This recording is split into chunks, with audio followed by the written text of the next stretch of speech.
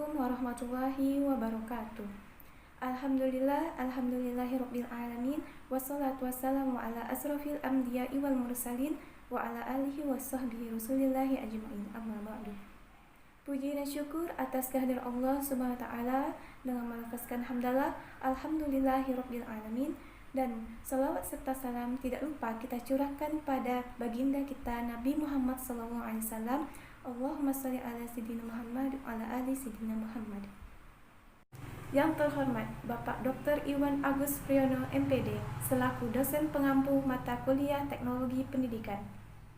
Baiklah, perkenalkan, nama saya Nurhalisa dari semester 3C Program Studi Pendidikan Agama Islam.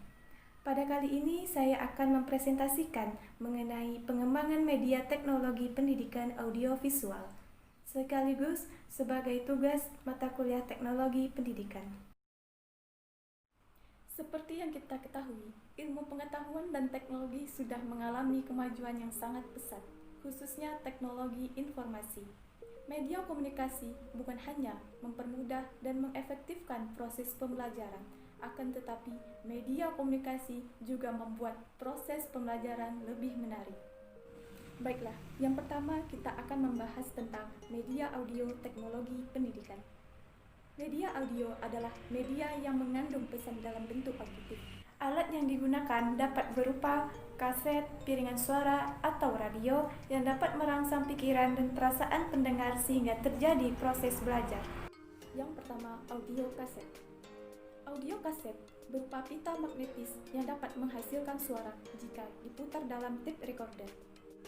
Tentunya audio kaset ini memiliki berbagai manfaat, di antaranya yang pertama, menyajikan kegiatan di luar kelas bahkan di luar sekolah.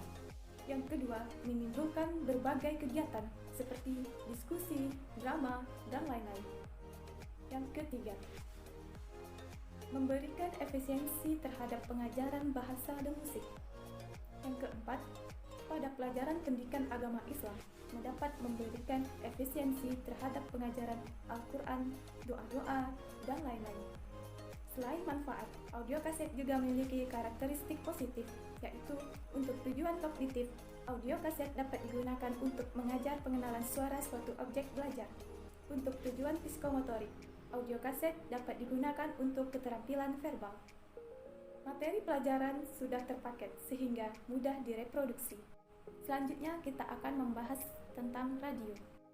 Elektronik secara teknis adalah sebuah alat elektronik yang dilengkapi dengan perangkat penerima gelombang elektromagnetis dan perangkat penyiaran. Radio merupakan audio yang disiarkan. Radio juga memiliki berbagai kelebihan, di antaranya yang pertama, harganya relatif murah dan variasi programnya lebih banyak daripada TV. Yang kedua, mudah dipindahkan. Yang ketiga, program radio dapat direkam dan diputar sesuai pemakai. Yang keempat, program radio dapat mengembangkan daya imajinasi. Tentunya radio ini juga memiliki kelemahan, seperti yang pertama, sifat komunikasinya hanya searah. Yang kedua, siaran disentralisasikan sehingga pengajar tidak dapat mengontrolnya. Yang ketiga, proses integrasi radio ke dalam proses kegiatan pembelajaran di kelas seringkali menyulitkan. Yang keempat, program siaran lebih banyak bersifat hiburan, sehingga tidak dapat diisi dengan materi pelajaran dengan porsi yang banyak. Selanjutnya, kita akan membahas tentang laboratorium bahasa. Laboratorium bahasa merupakan alat untuk melatih pembelajar mendengar dan berbicara dalam bahasa asing dengan jalan menyajikan materi pelajaran yang disiapkan sebelumnya. Laboratorium bahasa juga memiliki beberapa manfaat, seperti yang pertama, latihan pendengaran, sehingga seseorang dapat melafalkan kata-kata asing yang didengarnya melalui headphone secara fasih dengan aslinya. Yang kedua, latihan mengucapkan. Pembelajar dapat meniru ucapan pengajar melalui headphone dengan baik dan tepat. Yang ketiga, pembelajar dapat membandingkan ucapannya dengan ucapan pengajar. Selanjutnya kita akan membahas tentang media visual teknologi pendidikan. Yang pertama, pesan visual dan proses pembelajaran. Pesan visual ini sangat perlu dipelajari. Mengapa demikian? Karena pesan visual merupakan media yang dalam hubungannya dan gabungannya dengan proses pembelajaran. Bagaimana pengajar dan pembelajar memanfaatkan pesan visual untuk mempertinggi proses pembelajaran. Selanjutnya, belajar dari pesan visual. Belajar dari pesan visual memerlukan keterampilan.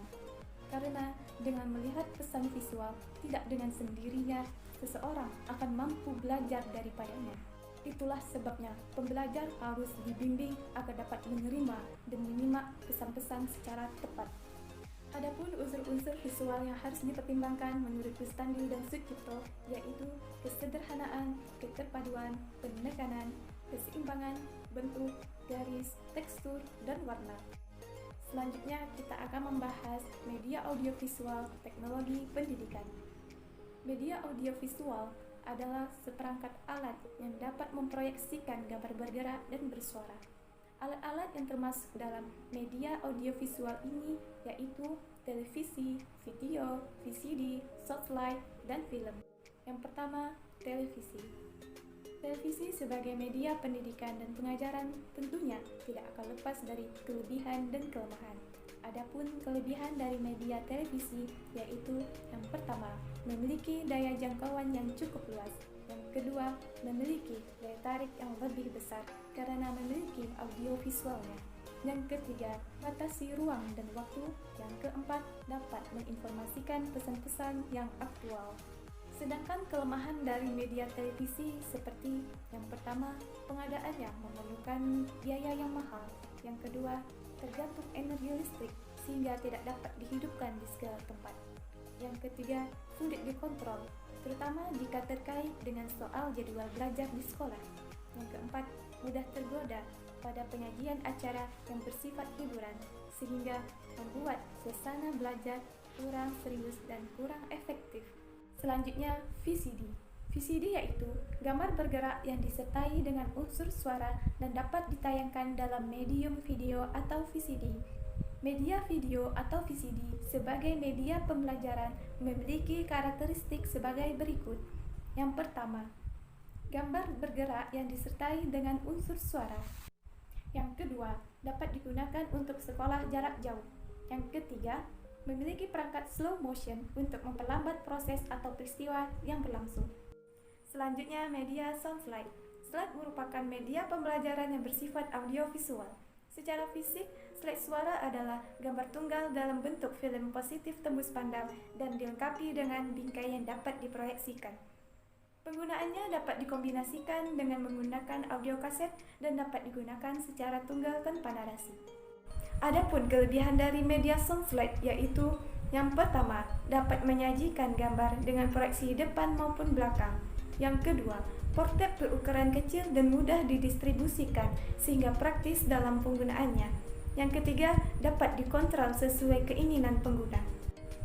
Sedangkan kelemahan dari media sound slide yaitu yang pertama, pengadaannya memerlukan biaya yang sangat mahal. Yang kedua, untuk memproyeksikan slide, proyektor memerlukan penggelapan ruang. Yang ketiga, gambar yang disajikan tidak bergerak sehingga sedikit banyak kurang menarik, terutama jika dibandingkan dengan televisi atau film. Baiklah, sekian pemaparan presentasi saya mengenai pengembangan media teknologi pendidikan audio visual. Mohon maaf apabila banyak kesalahan dalam penyampaian. Semoga video ini bermanfaat. Saya ucapkan terima kasih. Wassalamualaikum warahmatullahi wabarakatuh.